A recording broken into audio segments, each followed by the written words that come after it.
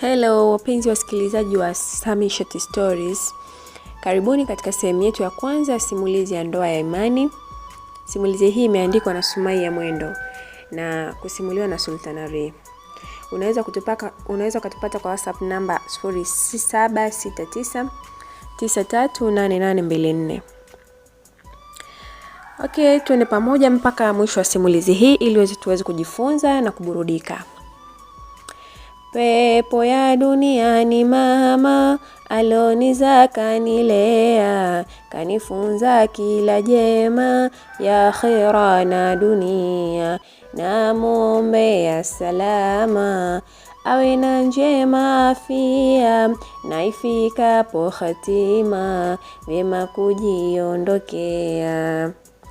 Binti Naswa aliyekuwa kavaa gauni refu la stara aliimba baada ya kumkuta mama yake jikoni akitokea chumbani kwake. Alifika alipokuwa kasimama mama yake na kumkumbatia kwa nyuma, huku akimbusu na kumpa salamu. Naswa, leo umeamka na furaha gani binti yako? Baba yako amekuruhusu ukafanye kazi? Mama yake alimhoji, kwani siku 2 mfululizo Naswa alimaliza akiwa haongeleshani na mtu yoyote. Baada ya baba yake kumzuia kufanya kazi na kutoka nyumbani, baada ya kukataa kuolewa na mchumba ambaye alimtafutia. Mama, nimekaa nikafikiria na kugundua kuwa haina maana hata kidogo kwa mimi kununa na kujifungia chumbani. Ndio maana nimeamua nitoke na nitumie mbinu mbadala. Mama yake hakuelewa maana ya binti yake huyo mdogo. Bi Maimuna alikuwa na mabinti 2 pamoja na kijana mmoja ambaye hakuishi hapo. Kijana wake wa kwanza aliitwa Juma na binti yake aliitwa Zainab, huku Naswa akiwa binti yake wa 3 na wa mwisho katika uzao wake. Alikuwa tayari mkubwa, isingekuwa rahisi kwake kuzaa tena. Mama, chai bado tu? Alihoji Naswa. Hata hivyo, hapo nyumbani kwao wakati huo walikuwa wamebaki 3 tu, yeye mwenyewe Naswa, mama yake pamoja na baba yake mzazi.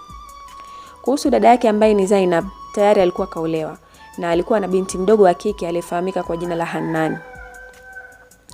Huko kaka yake Juma alikuwa na mke pamoja na watoto 2 wa kike na wa kiume.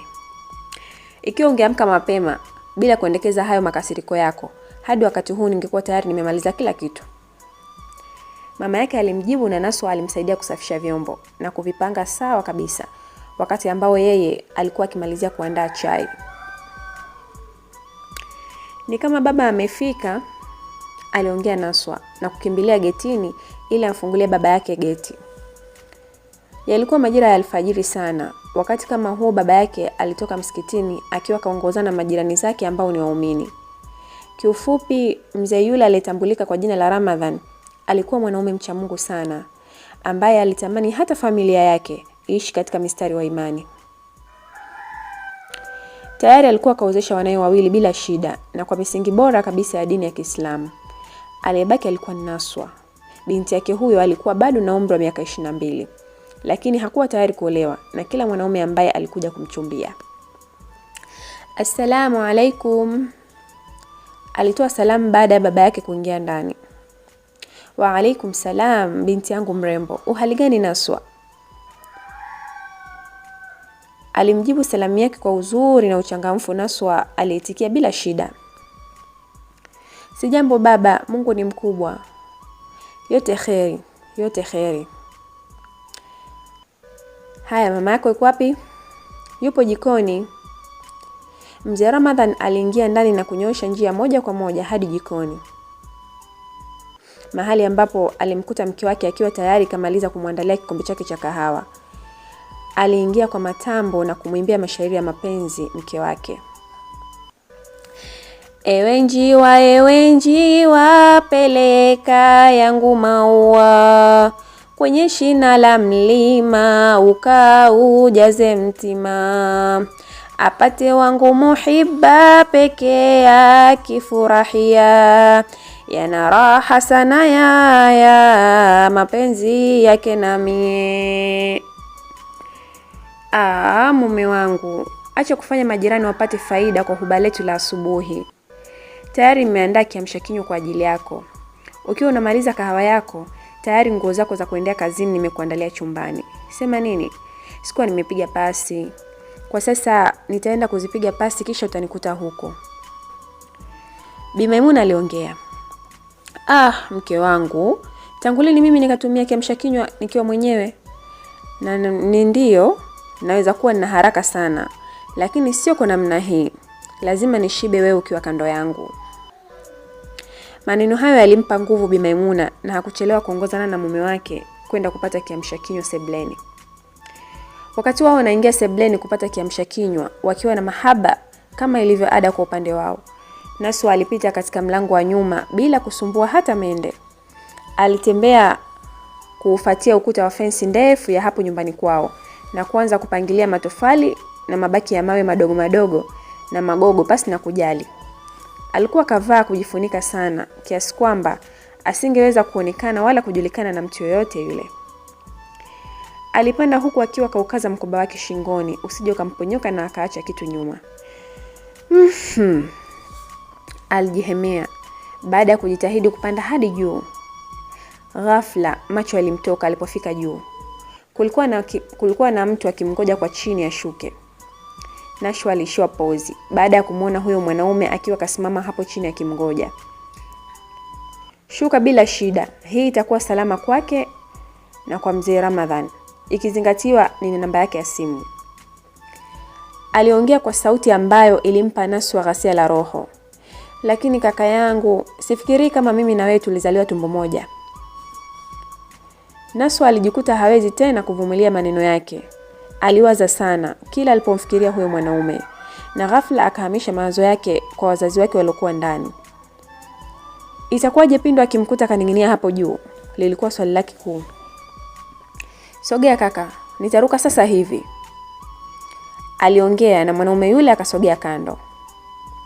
Naswa alijiachia na kuruka huku mavazi yake yakiwa yanapepea kama kipepeo. Alitua chini na kuhema hapo kwanza ili kutafuta udhibiti wa kujiweka sawa. Kijana yule aliyekuwa chini alikuwa tayari kaizoea tabia yake na alifahamu zaidi mida yake ya kufanya huo ujinga. Wewe, umefuata nini hapa? Naswa alifoka baada ya kuinuka akimtizama. Unafanya kama umesahau dhamira yangu, si ndio eh? Kijana huyu mtanashati mrefu na mwenye asili ya Kiarabu, yani tunawaita machotara, alikuwa kavaa kanzu kama mtu aliyerejea kutoka msikitini. Jamal, jibu langu ni moja tu na haliwezi kubadilika. Mimi sitaki kamwe na sitotaka niwe na wewe kama mke wako. Nani kakwambia mimi napanga kuolewa haraka hivyo? Niache na maisha yangu. Alifoka Naswa na kuamua kuondoka. Wakati huo Jamal hakuwa kawahi kuona uso wa Naswa hata mara moja. Lakini nina hii. Najua baba yako akiona atakuozesha kwa mwanaume yoyote anayemtaka. Naswa alitoa macho baada ya kutizama kioo cha simu yake. Hakika Jamal alipania kumharibia kila kitu. Kipi unataka lakini? Alifoka.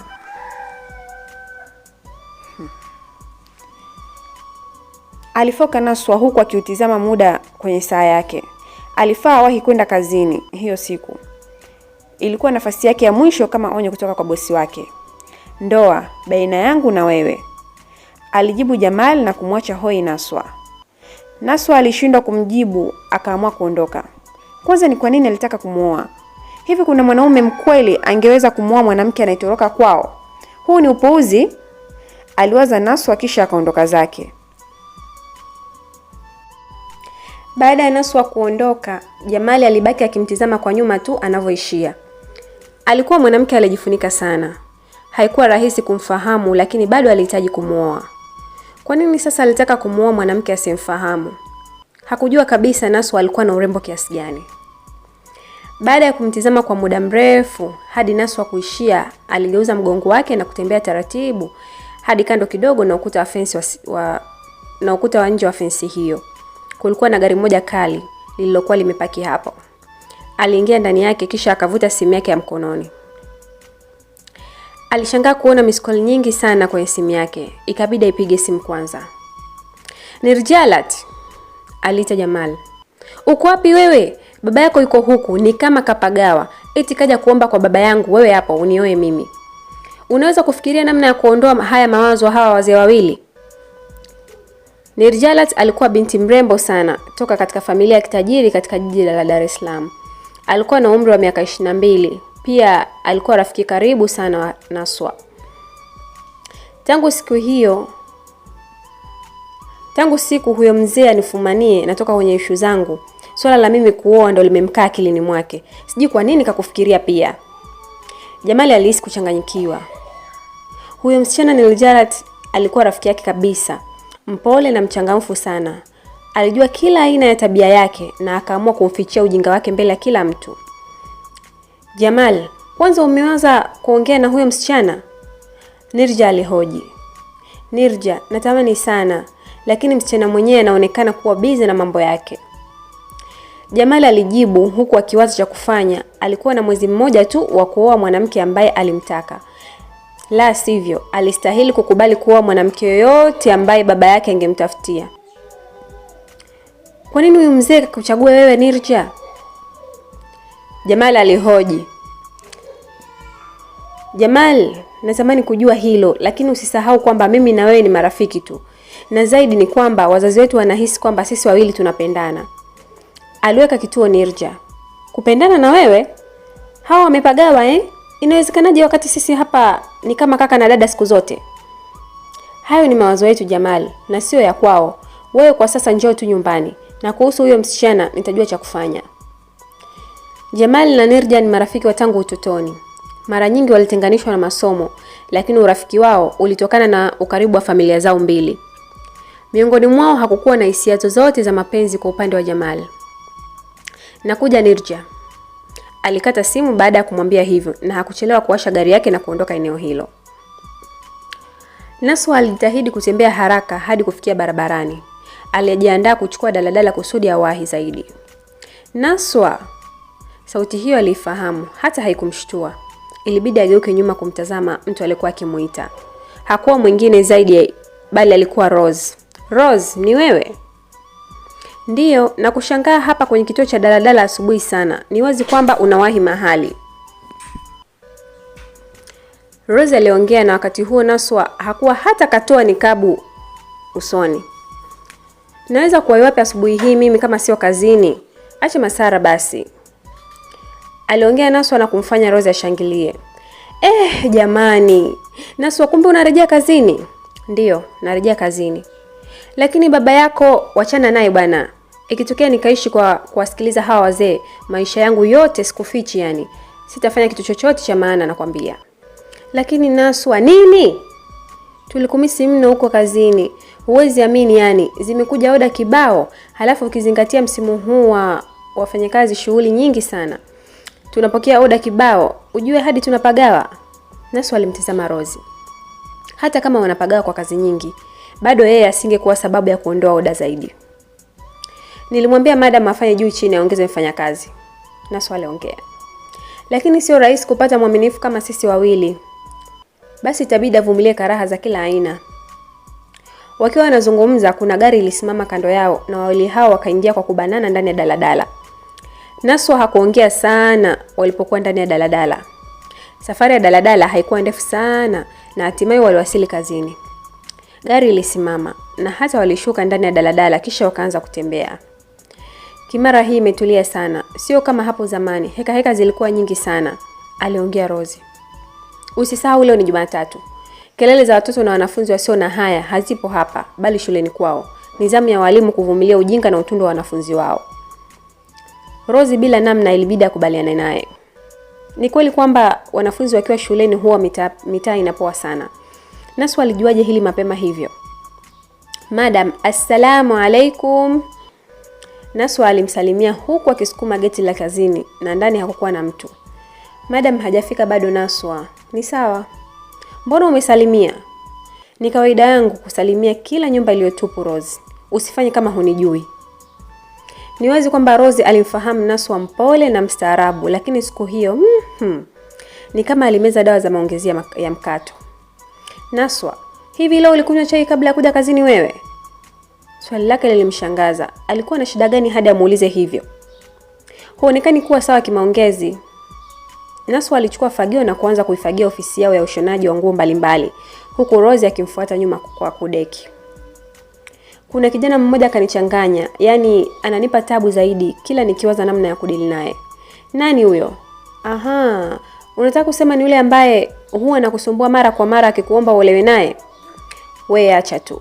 Leo tena kanifumania red handed kabisa yani.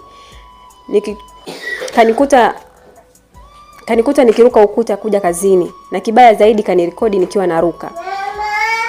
Na anawasiliana na baba yangu mara kwa mara wakutanapo msikitini. Inasikitisha sana kwa upande wangu. Naswa alijikuta kaweka fagio kando na kuegemea ukuta. Hii ilimchanganya zaidi. Una hafu bure Naswa, lakini mimi nahisi kama kuna suluhu juu yake. Suluhu kivipi? Rahisi sana. Yeye anahitaji kukuoa na wewe hutaki kuolewa na kila mtu, kwa sababu hutaki kuolewa na kila mtu kwa sababu unahofia umbali na unaipenda sana kazi yako. Mbali na kazi yako, unahofia baba yako kila siku anapokuzuia usifanye kazi. Lakini mtu wa bure tayari amefika kwa ajili yako. Kwa nini usimpe masharti na sheria zako ikiwa anakuhitaji? Nini? Unamaanisha nikubali kuolewa naye? Naswa alishangaa kwanza. Huyo Rose alikuwa na homa au? Ndiyo, olewa naye. Kikubwa afate kile ambacho wewe unahitaji. Rose aliweka kituo na kumalizia kudeki ofisi. Kisha alitoka nje kumwaga maji. Naswa hakujua namna ya kuwaza vyema. Ina maana alifaa afanye hivyo kweli? Hapana. Rose alikuwa mgonjwa bila shaka.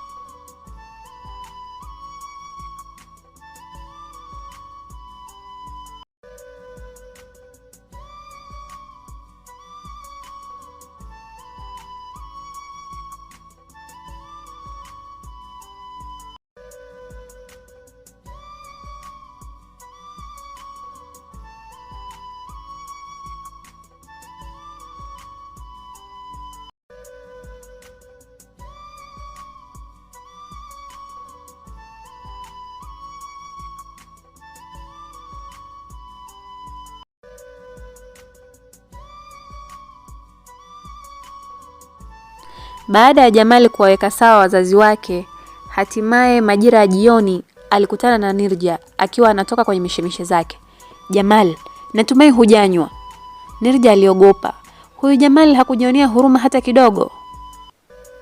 Nawezaje kunywa wakati unafahamu bado nina msala mzito na bwana Jawadu? Alitoa boksi kubwa kwenye buti ya gari kisha akampatia Nirja.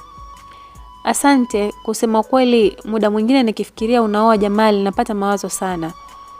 Aliongea Nirja. Jamal akamtizama kwa makini. Mpaka wakati huo walikuwa wamesimama nje ya nyumba yao. Nirja ambaye alimwaga mama yake anatoka mara moja kuonana na Jamal. Mawazo? Kwa nini mawazo? Kwa sababu baada ya ndoa yako itabidi tuwe mbalimbali sana. Na zaidi ya yote sihitaji kuifanya ndoa yako iwe ngumu. Mambo gani sasa hayo unaongea? Namaanisha Jamal, nimekuzoea sana ujue. Nikiwa na shida ya haraka wakati wote nimekuwa na uhuru wa kukupigia simu na kukuomba uniletee na unaleta bila kuchelewa. Hata kama ukiwa na shughuli zako utaacha tu na utakuja kunitii mimi hapa.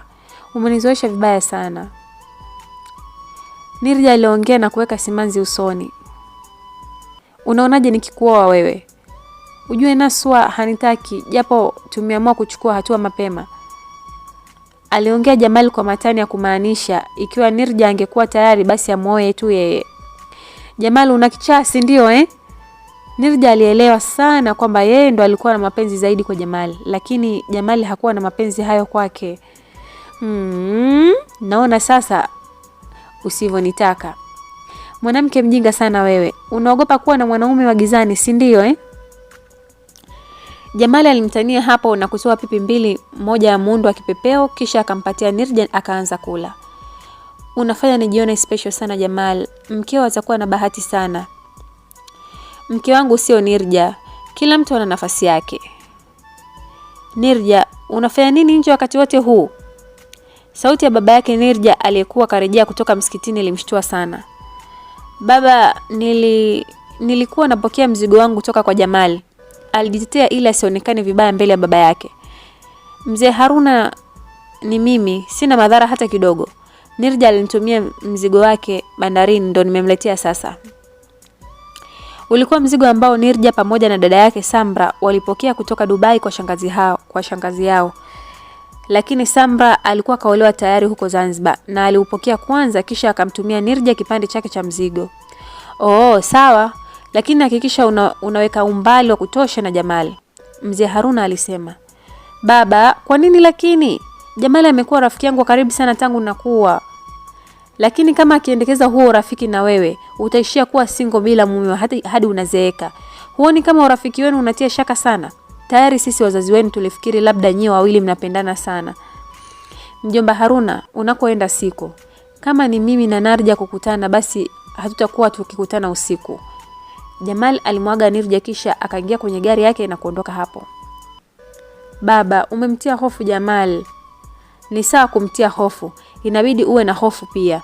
Wewe ni wa kike na kwa sasa ushakuwa mkubwa sana. Unafaa usubiri wakati wako upate mume na sio kugandana na Jamal muda wote.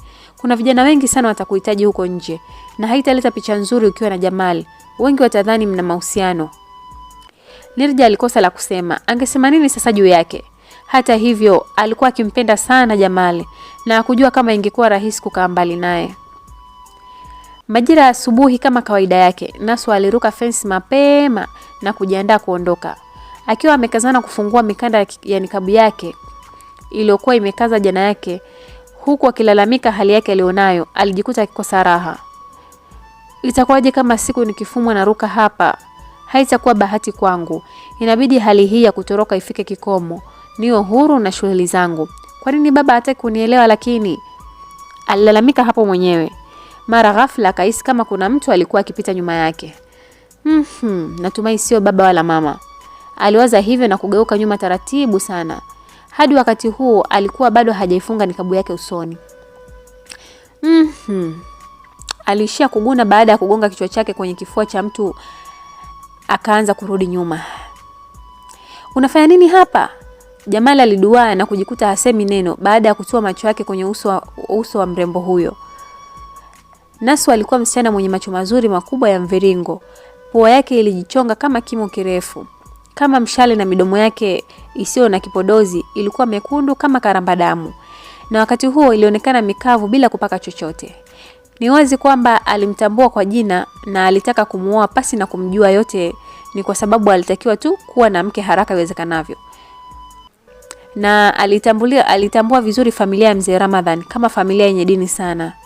Siku alikutana na Naswa akitoroka kwa mara ya kwanza, alicheka sana na kuona huyo kidogo angemvumilia yeye katika ndoa ya mchongo na angeweza hata kuvumilia shughuli zake alizozipa kipaumbele.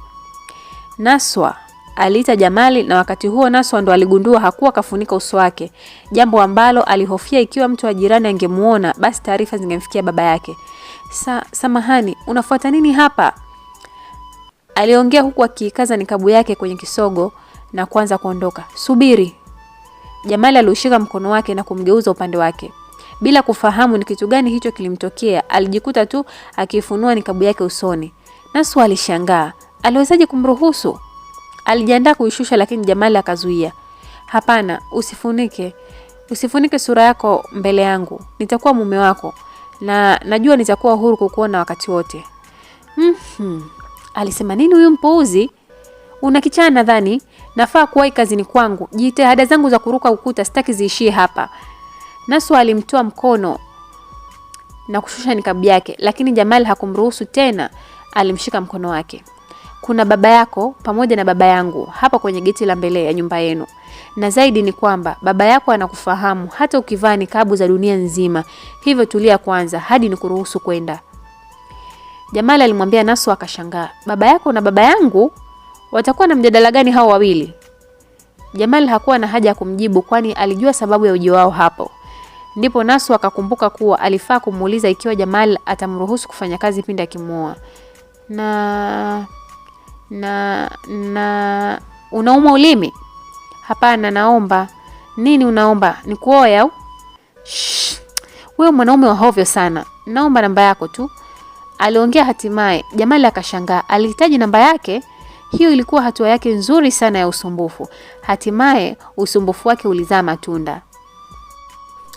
Baada ya Jamal na Naswa kupeana namba, hatimaye Jamal alimsisitiza Naswa aingie kwenye gari ili amsaidie kufika kazini kwake. Naswa hakutaka, lakini kwa ajili ya usalama wake, kujiepusha kuonana na baba yake, ilibidi aingie tu kwenye gari yake. Baada ya kuingia kwenye gari, Naswa hakuwa mtu wa kuvumilia ukimya. Ilibidi avunje ukimya. Nikuulize kitu, aliongea, na Jamal akampa masikio yake kwa utulivu. Na kusikiliza. Kwanza, unaweza kunipa sababu ya kutaka kunioa? Sijajua sababu yako kuu ya kutaka kunioa ni ipi. Unaweza niambia ni ipi zaidi ya upendo? Naswa alikuwa na mashaka, asije akafanya maamuzi bila kufikiri, akajikuta kaangukia mtumbi wa vibwengo. Kumbe hilo. Nina sababu kuu moja tu iitwa upendo. Yaani nilijikuta tu napata mapenzi na wewe. Naswa alihisi kama labda alikuwa ndotoni, na huo ulikuwa ni uongo mtakatifu. Sifikirii hivyo Jamal. Naweza sema wewe ni muongo. Unawezaje kunipenda mimi ili hali hukuwa hata umewahi kuiona sura yangu? Mara zote kukutana kwetu mimi na wewe ni kwa jinsi isiyoelezeka. Mara ya kwanza naruka fensi kisha ukatokea huko unakotoka na kunikuta. Alafu useme unanipenda? Naswa alihisi kama huo ni uongo uliojipa uhuru kupitiliza. Naswa, nahisi kuna kitu wewe huelewi. Mimi nilipenda zaidi ujasiri wako. Siku ya kwanza tu kukuona unaruka ukuta kutoka juu ya fensi kisha ukatua chini na kuondoka mbio kuelekea kusikojulikana ukiwa umevaa mavazi ya stara, kilinitia mashaka sana. Nikatamani kujua uendako, ila sikufuatilia sana wakati ule, lakini niliamini kama unaondoka asubuhi maana yake ni eneo salama. Jamal alitoa maelezo marefu. Lakini haina maana ya kwamba umenijibu utampendaje mtu ambaye hujaijua sura yake? Sura sio sababu pekee ya kufanya mtu ampende mtu mwingine. Sura yako nimeiona leo na uzuri wako ukaongeza pointi za upendo wangu kwako. Lakini tayari ulikuwa moyoni. Sitaki kujua kuhusu nini wala nini. Ninachojua mimi nakupenda hivyo tu. Lakini wewe ni mtoto wa Haji. Haji mkubwa sana hapa Jamal. Unawezaje kuwa na mwanamke wa aina yangu, mtukutu na asiye na maadili?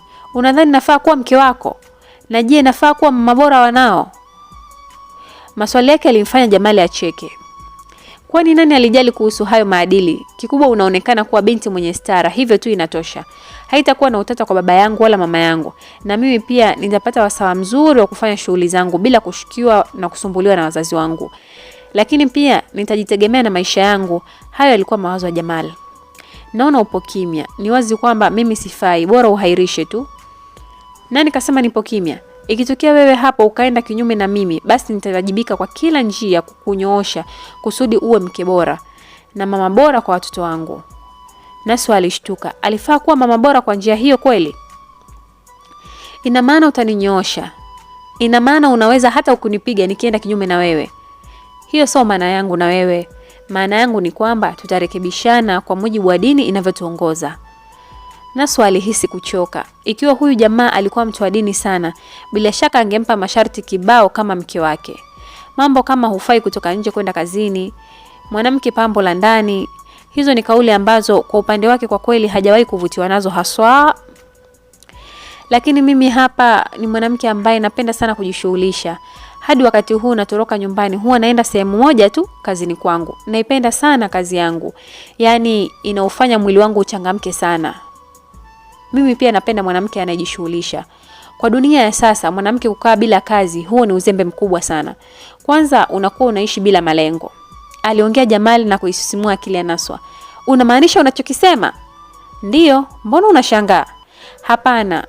Ujue wanaume wengi wa Kiislamu hawapendi kabisa wanawake zao wafanye huyo sio mimi Jamal Jawadu Manyota. Alijibu Jamal. Kwa hiyo unanishawishi ili nikufikirie, si ndio? Hapana, sina maana hiyo. Na hichi ninachokisema na maanisha. Alikazia huo mstari Jamal. Naswa alikajikuta tu hana la kusema. Aliwaza tu ikiwa atakubali kuolewa naye, hivi huyo Jamali hatakuwa na mauzauza kweli? Hatumleteza kuleta labda wakati mwingine amzuie kwenda kazini. Lakini hapana, Jamali ni mtoto wa Haji. Vipi baba yake atatoa ruhusa ya Jamali kumwachia mke wake afanye maamuzi kama hivyo kweli? Naswa. Jamali ilibidi amshtue, maana alikuwa kazama kwenye dimbwi la mawazo akimfikiria sana huyo Jamali. Tumefika? Naswa alishangaa. Alikuwa tayari kapaki gari nje ya ofisi yao. Ulipajuaje? Kipenda roho, alijibu Jamali kiutani. Naswa akashangaa. Kwamba ulinifuatilia sana? Ndiyo, nilifuatilia baada ya kuona unaruka fence kila mara. Nikatamani kujua huo unaenda wapi. Ndio maana nasema wewe ni mpuuzi. Naswa alimtania huku akiishusha nikabu yake kabla hajateremka kwenye gari. Baada ya kuteremka aligeuka na kumpungia mkono akimwaga. Naswa, subiri kwanza, aliongea Jamal. Naswa akarejea kumsikiliza. Naswa, leo baba yako akikuhoji kuhusu ugeni uliokuja asubuhi, tafadhali sana naomba usikatae. Naswa alimtazama sana kwa kina huku akimtafakari. Alimaanisha nini kusema hivyo? Alimaanisha kwamba tayari alipeleka barua ya posa nyumbani kwao. Kwani jamani, huyu Jamal alikuwa serious kiasi hicho? Jamal, ina maana ushachukua hatua wewe na wazazi wako? Ndiyo Naswa, hili jambo halina utani hata kidogo. Alimaliza kuongea Jamal na taratibu sana akaondoa gari huku akiwa na matumaini makubwa sana kwa Naswa. Naswa aliganda hapo nje ya ofisi yao bila kujua alikuwa akiwaza nini akilini mwake. Na hatimaye umekuja. Rose alimshika mkono wake na kuanza kumpeleka ndani ya ofisi yao huku akiwapisha wadada watatu waliokuwa wamekaa nje. Mambo zenu? Poa dada, waliitikia na hawakujali sana. Bado alikuwa na changamoto. Alikuwa na mchanganyiko wa hali ya juu kuhusu huyo Jamali asiye na haya. Aliwezaje kumchumbia ghafla sana? Ujue ni mzuri sana shoga yangu, usimkatae, mkubalie jamani, mkaka mzuri huyo. Naswa aliatoa macho yake kwa Rozi aliyekuwa kapotea njia kwa kuusifia uzuri wa Jamali. Wewe una kichaa sana, si ndio Nasema ukweli tu jamani, kiufupi ni mwanaume mzuri sana. Ndiyo, kwa sura ni mzuri sana. Hata mimi ni mzuri pia bwana. Ala? Alijisifia hapo. Rozi akacheka na kumwambia, ujue ni sawa kwa kila mwanamke kuwa mzuri, hata haishangazi. Lakini kwa upande wa wanaume kupata hawa wazuri ni nadra sana. Tena anayekupenda kwa dhati ni bahati sana. Kwanza uliongea naye? Na maanisha ulimpigia simu? Kumpigia simu? Hapana, namba yake ndo kwanza nimeipata leo. Yaani kiufupi namba yake nimeipata leo, na kuhusu kuonana tunaonana kila siku. Ameshageuka mlinzi wa geti la nyumba yetu. Siku hizi kila siku asubuhi namkuta akinisubiri. Ha? Unachekesha. Kwamba kila asubuhi lazima akungoje getini kwenu? Ndiyo, yani kiasi kwamba tayari nimezoea hivi sasa. Wewe. Rose alishangaa, alimsogelea kwa shauku. Nini? Mwenzio anakupenda sana ujue. Sio rahisi kupata mtu serious kama hivyo. Usiniambie. Ndio nishasema tayari. Baada ya kuambua hivyo kidogo, Naswa alijikuta akifikiria sura yake. Jamal alikuwa kijana mzuri sana, mtanashati, rangi yake weupe wa asili ya chotara. Ilitulia sana na kudhihirika bila hata kipele. Alikuwa mzuri kwa sura, bila hata kipele. Timba ya kwenye shavu yake yalimfanya avutie zaidi ya hapo. Macho yake yalikuwa ya wastani, huku nyusi zake zikiteleza kufuata mtiririko wa macho yake. Kope ndefu kama za bandia na pua iliyojichonga kama mshale. Lips zake nyembamba zilifanya aonekane kama mtu aliyochorwa kwa vitabu. Alikuwa na kifua kipana kama mnyanywa gym, pamoja na mwili uliotulia kwa muonekano wa nje. Ghafla akapata hisia chafu, akiwaza vipi akiwa bila nguo. Yeye ni mwanaume na nusu. Maneno hayo yalimshtua Rose ambaye alikuwa akimtumbulia macho, maana tayari alitoa nikabu yake. Nini? Alishtuka. Alikumbuka upuuzi aliofikiria. Ghafla alijikuta akiziba uso wake. Aliwaza ujinga gani kwani? Ushaanza kufall in love Rose alimtania. Hamna kitu kama hicho bwana. Jamani wageni karibuni ndani. Bila kuwazingatia nimejikuta na sahau kuwakaribisha ndani. Asante, waliitikia lakini hawakuingia. Mbona hawaji? Walikuja kwa ajili ya kufanya usaili. Sasa hadi wakati huu madam bado hajafika. Haya ni sawa, alitikia Naswa na kuendelea na shughuli zao bila kujali zaidi. Jamal tayari alikuwa ofisini kwake akishughulika na majukumu ya kiofisi katika kampuni ya Manyota Building Company. Simu kadhaa za wageni maalum walioomba kuonana na director ziliunganishwa kwake kupitia sekretari. Jamal alipokea na kuwaruhusu kuingia mmoja baada ya mwingine, na hatimaye walimaliza kazi karibu majira ya saa 6. Alifaa kuondoka na kwenda kupata chakula cha mchana. Ndipo simu yake iliingia na kuona mtu aliyekuwa akimpigia alikuwa ni Nirja. Hello. Aliongea kwa shauku na furaha sana siku hiyo. Una furaha sana leo. Baba kanambia kuwa wamepeleka ombi la posta na bado hawajajibu. Sasa mbona una raha sana? Nirja alikuwa haamini furaha yake, yani ukiachana na kupelekewa kwa barua na Nirja alert, niulize mimi ni mwanamke gani nilikutana naye leo asubuhi? Bila shaka ni Naswa. Unapenda kwenda getini kwao kila asubuhi ukimvizia akiwa anaenda kazini. Upo sahihi, lakini umesahau jambo. Sikuwa nimewahi kuiona sura yake akiwa bila nikabu. Guess what? Jamal alijikuta akiinuka hadi alipokuwa amekaa. What? Kwa moyo wa mashaka Nirja alimhoji. Nirja, nimemfuma akiwa wazi leo bila kufunika uso wake. Yani hata sijui niseme nini. Aliongea kwa hisia kiasi kwamba Nirja alielewa hali yake. Jamal, yeye ni mzuri sana kama mimi. Aliamini katika uzuri wake. Nisamehe sana nikisema kwamba yeye ni mzuri kushinda wewe Nirja. Kwa upande wangu, lakini sijui kuhusu mtazamo wa watu wengine. Maneno hayo aliyatoa Jamal kwa njia ya kawaida, lakini hakujua ni namna gani yalikuwa kiuchoma ubongo wa Nirja kama mshale na kuuburuta chini moyo wake. Shida sio kumuona, shida ni namna ambavyo Jamal alikuwa akimsifia. Kweli Jamal? Nirja sauti yake ilipunguza makali. Ndiyo, yeye ni mzuri sana. Na maanisha ninachokisema. Ana uzuri, ana sura nzuri sana. Sijajua kuhusu umbo lake, lakini kwa sababu sijapata nafasi hiyo. Nirja alijikuta atamani tena kumsikiliza huyo mwanaume. Jamal, naam, mama ameniita, nafaa kumwahi. Sawa, ila hakikisha leo jioni unajiandaa. Kuna mahali nimealikwa, nafaa kuhudhuria na mwenza na sina mwenza. Jamal aliongea na kuudhuru zaidi ubongo wa Nirja hadi akamjibu kwa hasira. Unaweza kwenda na Naswa, hata hivyo umeendana naye kwa kila kitu hadi uzuri. Sasa mwanamke wa kawaida kama mimi nitakuharibia brand. Alicheka baada ya kuzungumza. Kwa kuwa Jamal alijua zaidi kuhusu utani wao, alijikuta akiangua kicheko na kumsisitiza jiandae. Sawa bwana. Nirja hatimaye alikata simu. Alijikuta akiwaza katika hii dunia hatimaye kuna mwanamke alitokea kuteka umakini wa Jamal. haikuwa sawa hivyo. Jamal, wewe ni mwanaume wa aina gani lakini? Umeishi na mimi miaka yote hii, lakini hukuwahi kuona uzuri wangu kweli? Hata mapenzi yangu hujawahi kuyaona?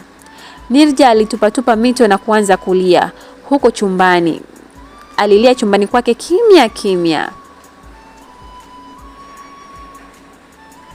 Mpenzi msikilizaji, na hii ndio sehemu yetu ya kwanza, tutaishia hapa.